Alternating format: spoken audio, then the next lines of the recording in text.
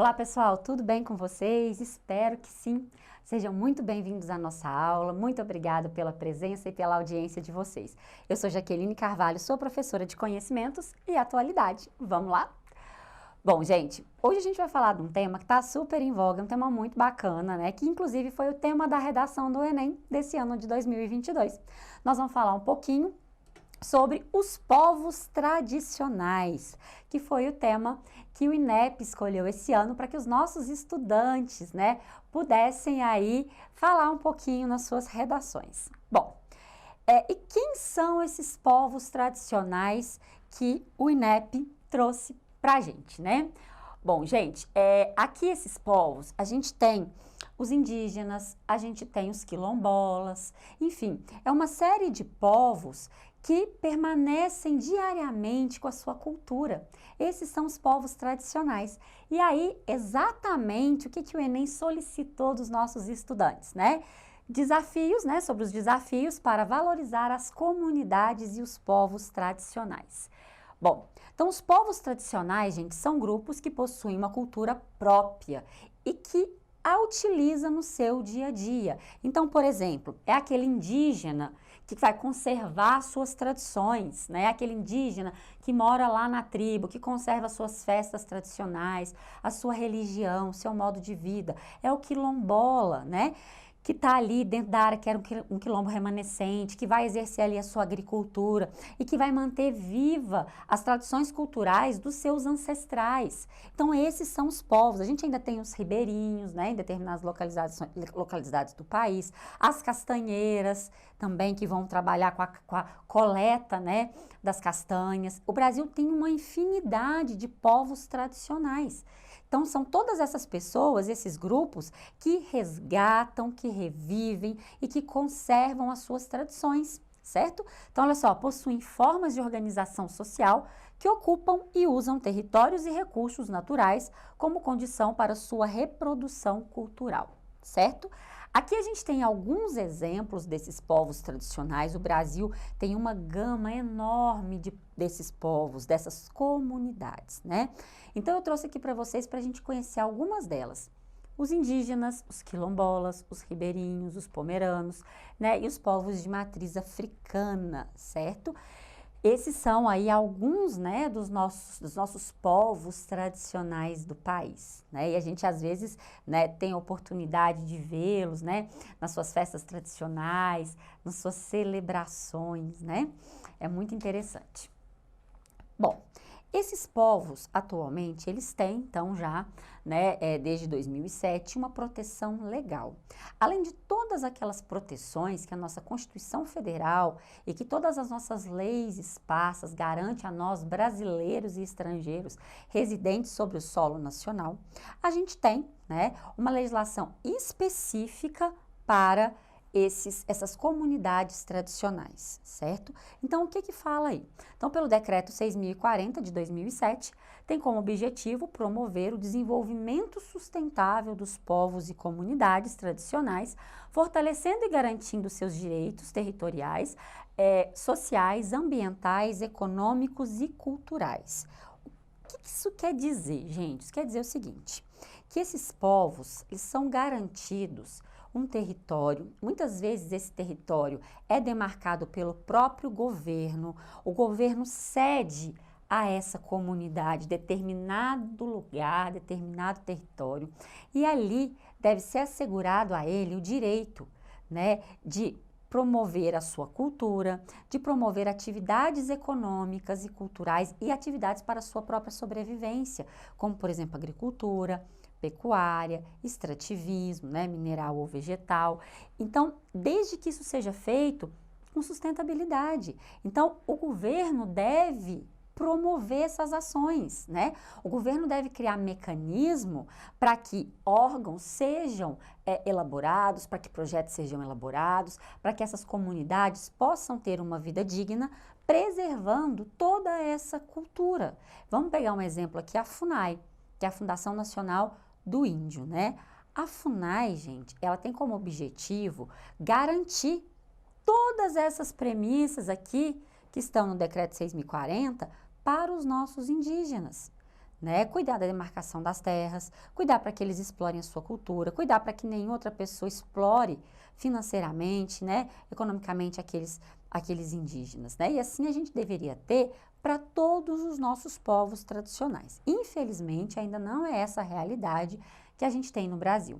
E muitas vezes esses povos, eles são deixados à própria sorte, eles são ignorados pelo poder público e até pelas comunidades locais, né?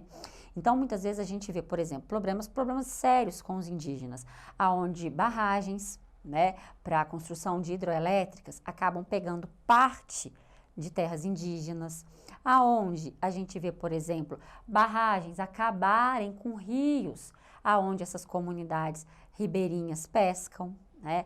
A gente sabe que não tem a devida proteção legal a determinadas áreas de vegetação, aonde as castanheiras vão lá retirar sua castanha, fazer o seu extrativismo vegetal. Então, muitas vezes, os governantes, eles não zelam para que os direitos dessas comunidades sejam preservados. E, às vezes, o próprio poder público, em alguma das suas esferas, permite que outras entidades ou que o poder privado, né, acabe degradando, acabe retirando território desses indivíduos, território dessas comunidades. Então, é comum que situações como essa venham à tona. Áreas de devastação.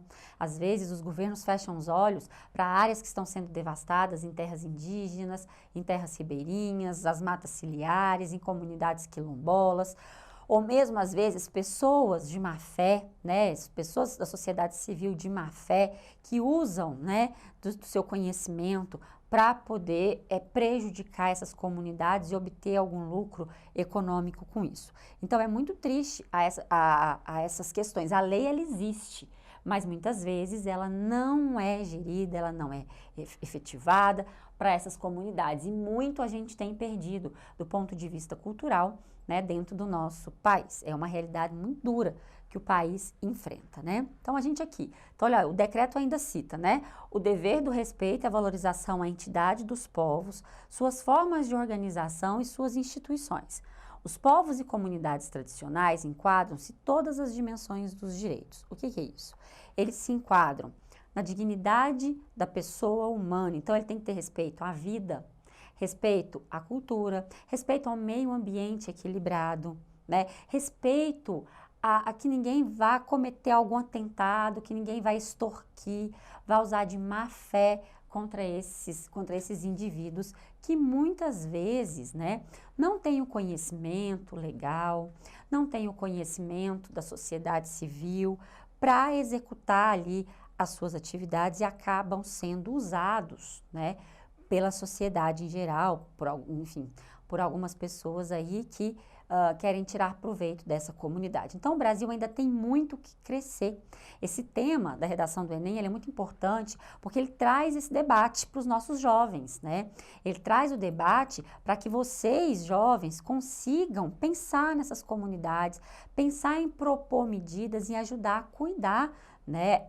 Aqui em Araxá, a gente não tem mais comunidade indígena como a gente tinha no passado, né, lá os índios araxás, mas tem determinadas localidades no Brasil, principalmente quem vai morar na região norte, quem mora no nordeste, alguns pontos do centro-oeste, que a gente ainda tem esse tipo de comunidade, a gente ainda tem comunidades indígenas que exercem a sua cultura, assim como os quilombolas, a valorização dos povos de matrizes africanas. Aqui a gente já vê, né, um trabalho em torno disso que ainda precisa crescer para dar uma maior valorização a essa cultura e a esses povos, né, tão bonitos aí. Então a gente precisa valorizar muito esses povos. E quais são os fatores hoje que mais ameaçam essas comunidades tradicionais no nosso país? A especulação imobiliária, comprar a terra desses grupos. Você compra a terra mais barata, alguns grupos compram as terras mais baratas e vendem por valores mais elevados, prejudicando a vida dessas pessoas. A questão das grandes fazendas que vão expandindo o território para a lavoura, né, para a pecuária e acaba pegando o território desses povos. Mineração. As barragens, que eu acho que é um dos piores cenários aqui, né? Acho que as barragens hoje são talvez um dos elementos que mais, né, dos empreendimentos que mais prejudicam aí a qualidade de vida e o desenvolvimento desses povos. Estruturas para geração de energia, então a gente tem aí a construção de barragens hidroelétricas, de usinas eólicas, né? Tudo bem, é necessário? Claro que é necessário, mas aí a gente tem que ter esse manejo, né? De saber que aquele território é uma terra de um grupo tradicional, ou aquele grupo vai ter que ser realojado em outro local, ou aquele empreendimento vai ter que tomar os devidos cuidados para não prejudicar aquele grupo. E as unidades de conservação. Unidade de conservação é um negócio muito legal, extremamente necessário, que é onde a gente vai preservar as nossas matas, preservar os nossos biomas, as nossas nascentes, mas às vezes o tipo de conservação que se faz coloca em risco algumas atividades que esses povos executam, né? Então você proibir, por exemplo, qualquer tipo de agricultura, numa área de preservação permanente, por exemplo. Como que aquela comunidade vai sobreviver, né? Como que ela vai plantar, como que ela vai ter seu alimento. Então, é necessário aí que se tenha esse manejo, se olhe, né, em torno disso. Bom, gente, agora a gente vai ver um videozinho aí sobre os povos tradicionais brasileiros. Olhem aí. Comunidades ou povos tradicionais são grupos de pessoas que têm uma cultura bem específica, desde danças, crenças e alimentação. Essa cultura é passada de geração em geração, dos avós para pais e dos pais para os filhos. Todo o saber que possuem é chamado de conhecimento tradicional, que é elaborado observando como a natureza funciona. Esses povos possuem um líder ou chefe local, um território específico e têm uma identificação com o local que chamamos de sentimento de pertença. Em 2007, foi decretado no Brasil o reconhecimento desses povos, o que garantiu seus direitos sobre seus territórios, economia e cultura. Existem duas categorias de povos tradicionais no Brasil: os indígenas e os não indígenas. Os povos tradicionais indígenas do nosso país possuem uma variedade cultural gigantesca, com várias etnias. Os povos tradicionais não indígenas também são vários, e alguns exemplos são caiçaras,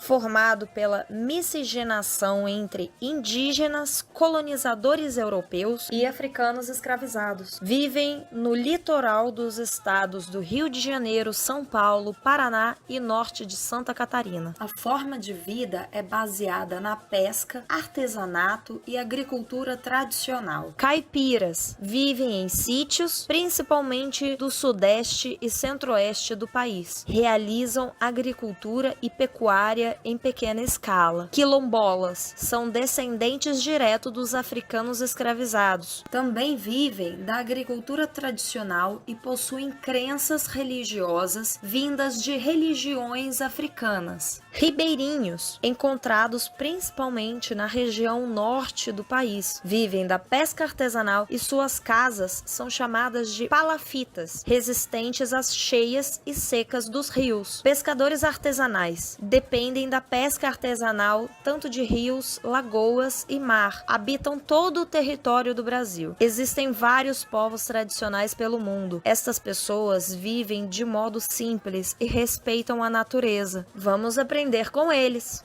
Bom, pessoal, acompanharam? Falamos aí um pouquinho dos nossos povos tradicionais, para vocês poderem, né, visualizar, né, entender direitinho o que são esses povos.